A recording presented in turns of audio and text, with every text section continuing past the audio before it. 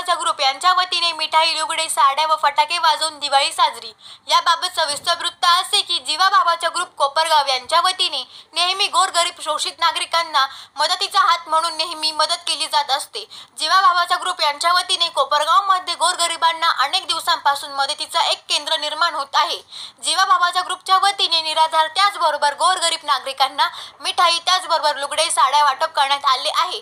त्याचबरोबर या गोरगरीब नागरिकांमध्ये जाऊन फटाके वाजवून दिवाळी मोठ्या उत्साहात साजरी केलेली आहे। मागील वर्षी देखील साड्या, मिठाईचे वाटप करण्यात आले होते। मागील वर्षी सोलर लॅम्प, साड्या, मिठाई वाटून दिवाळी साजरी करण्यात आली होती। या वर्षी मोठ्या उत्साहात गोरगरिबांच्या सोबत जीवा भावाच्या ग्रुपच्या वतीने दिवाळी साजरी करण्यात आली आहे। जीवा भावाच्या ग्रुपचे दौलत शिरसाट म्हणाले की या कामी सर्व दानशूर व्यक्तींनी मदत केली म्हणून एक कार्य घडत आहे। त्यामुळे सर्व दानशूर व्यक्तींचे सदस्यांचे आभार दौलत शिरसाट यांनी मानले आहे।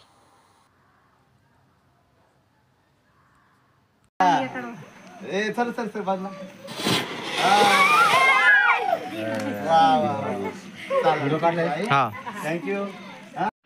सर्वात प्रथम मी सर्व नागरिकांना दिवाळीच्या हार्दिक शुभेच्छा देतो व मला सांगायला खूप आनंद होतोय की या ठिकाणी आपल्या सर्वांच्या सहकार्यामुळे मी गरीब लोकांना काही ना काही वस्तू स्वरूपात मदत करत असतो आणि मागील वर्षी म्हणजे मागच्या दिवाळीला आपल्या सहकार्यामुळे मी लोकांना सोलर लाईट, ज्यांच्या घरात देवी नव्हते, लाईट नव्हते, अशा लोकांना सोलर लाईट दिलं आहे।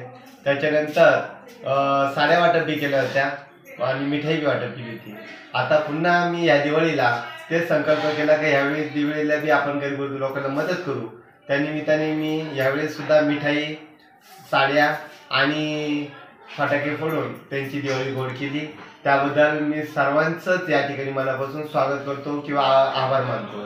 दुसरी गोष्ट, माझी आई आजारी होती, हॉस्पिटलमध्ये ॲडमिट होती नाशिकला, त्यावेळेस मला आर्थिक मदत ज्या बी समाज बांधवांनी केली त्यांचं मी या ठिकाणी खूप खूप आभारी आहे, धन्यवाद करतो।